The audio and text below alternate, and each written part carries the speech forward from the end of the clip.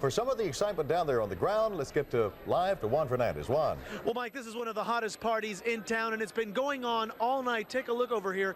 This is the Sony party. This is where members of Sony, Columbia, and Epic record labels are coming to celebrate. We are waiting for the night's hottest star. That, of course, is Lauryn Hill. She hasn't made it here yet, but many other stars did, making this quite a night to remember.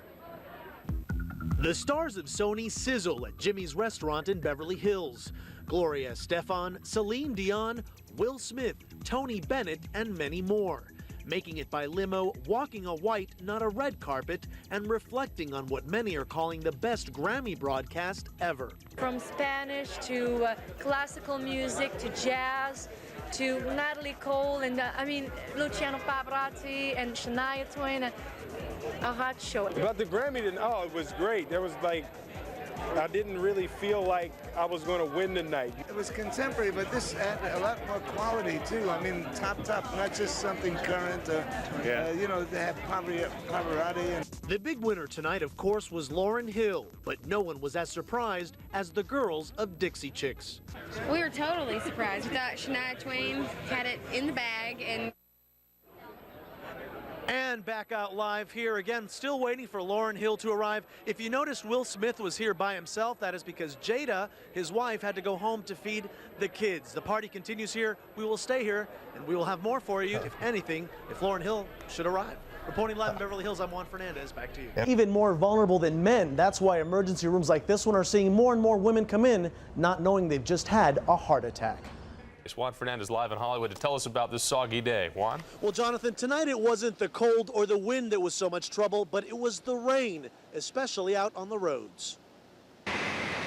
So far, there has been no relief from the cold temperatures or the rain.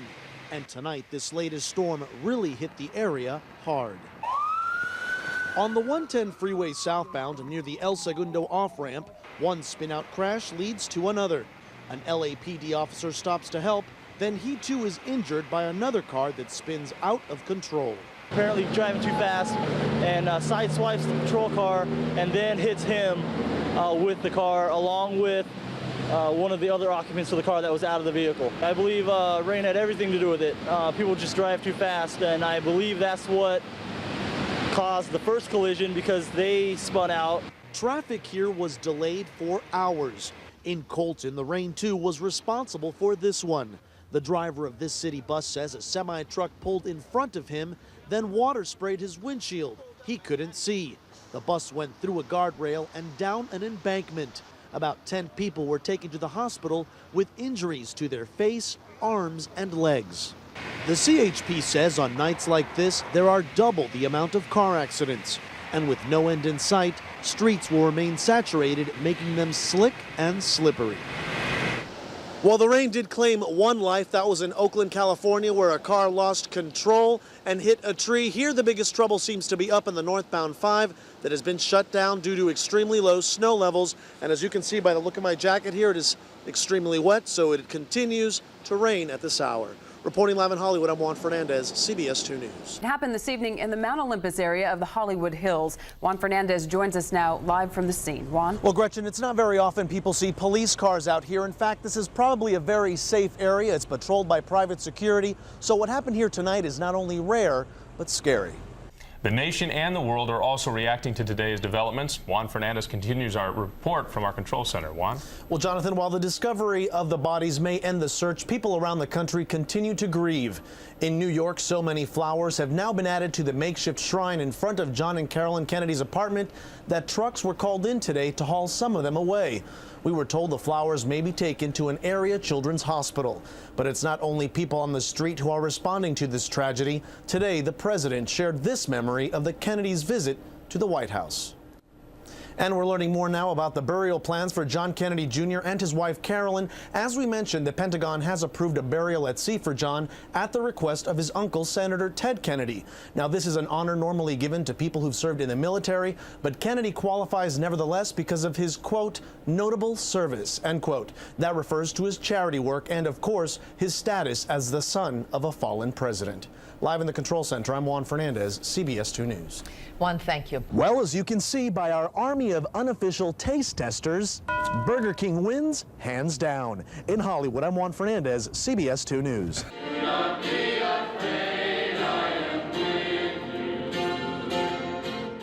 Today is a day that we come to celebrate the death and the resurrection of God, but we're also here, me and my family, to thank God for giving our son our second chance.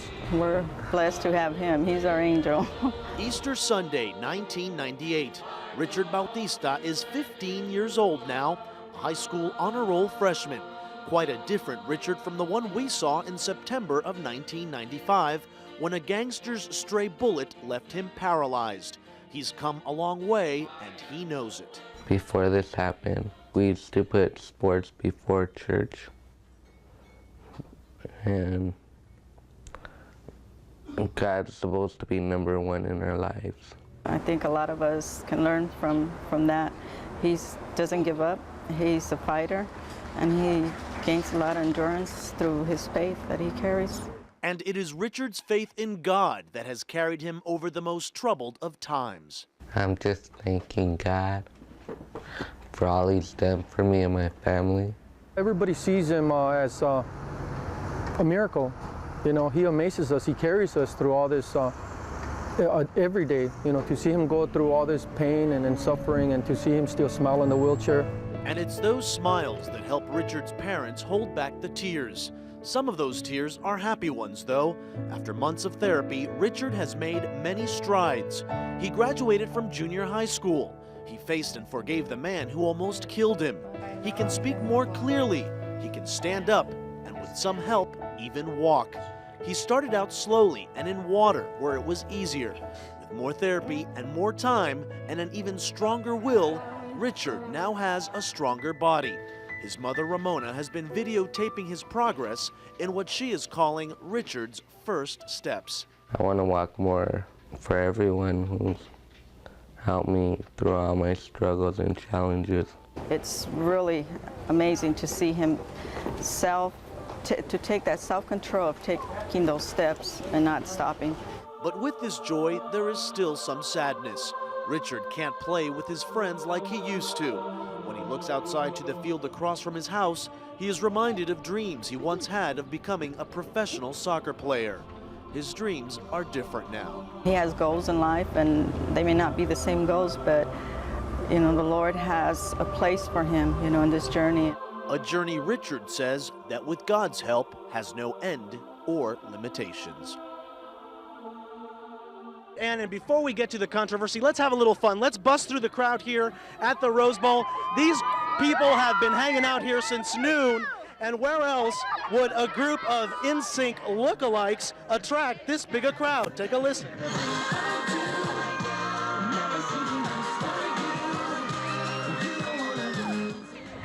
No, this can't be right. Hey, baby, come on. They know the songs word by word.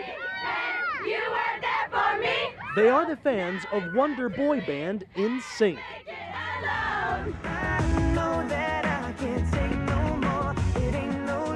And tonight, the Rose Bowl in Pasadena is their stage for a sold-out concert. Oh my gosh, it's so exciting because, oh my gosh, NSYNC's my favorite band and I just love them, and they're so confident in themselves, and like, it's just a miracle, and I'm very blessed to be here. It's so awesome because I get to share this experience with my friends, and I'm having a great time here. Who's your favorite NSync? Justin Timberlake. Fans have been gathering on the field outside the bowl for a carnival-like pre-party celebration. The reason, say concert organizers, was to get people there early and avoid a traffic jam on the streets of Pasadena. We're sensitive to the community, the citizens here, but there's a balance, and today, from 1 o'clock on, this place is going to be a music hall. The NSYNC concert is a first after a long, quiet period at the Rose Bowl. People who live nearby are not too excited about the return of the music and 58,000 screaming teens. It just gets crowded all of a sudden, you know, in the middle of the day, and at my age, I guess I like a little peace and quietness.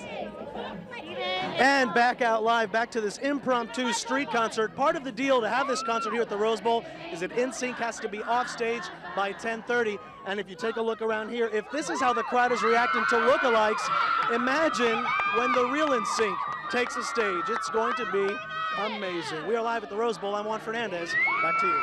Well, I'm just like those little girls. I could sit and watch those youngsters dance for a long time. They're great, Juan. Show got out about half an hour ago. Now imagine these screens, multiply them by 85,000 people, and you've got yourself an NSync concert. These guys sure know how to make an entrance, dangling on strings just like in their Bye Bye Bye video. And then, for almost an hour and a half, the 5 members of NSync had the crowd in the palm of their hands.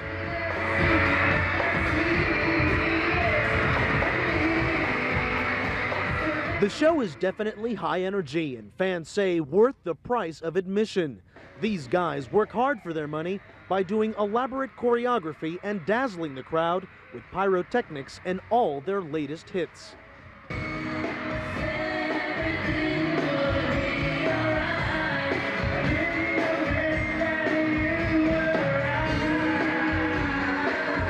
Hours before the concert, the at-capacity crowd of 58,000 began gathering outside the Rose Bowl for some pre-concert celebrating.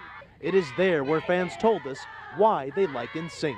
They're not afraid of what people say about them, and they're just really cool. You like their message? Yeah, And you think they're cute? all of them. Oh my gosh, it's so exciting because, oh my gosh, NSYNC's my favorite band and I just love them and they're so confident in themselves and like it's just a miracle and I'm very blessed to be here. After 90 minutes, the mostly all-teen girl crowd felt they were much closer to their idols, a band of clean-cut guys who made a stop in their part of town. Okay, of course, the question is, did everybody have a good time? Enough said. I'm Juan Fernandez reporting live from the Rose Bowl. Now back to you. Oh, it's endless summer out there in Pasadena. I can just feel it. Thank you, Juan.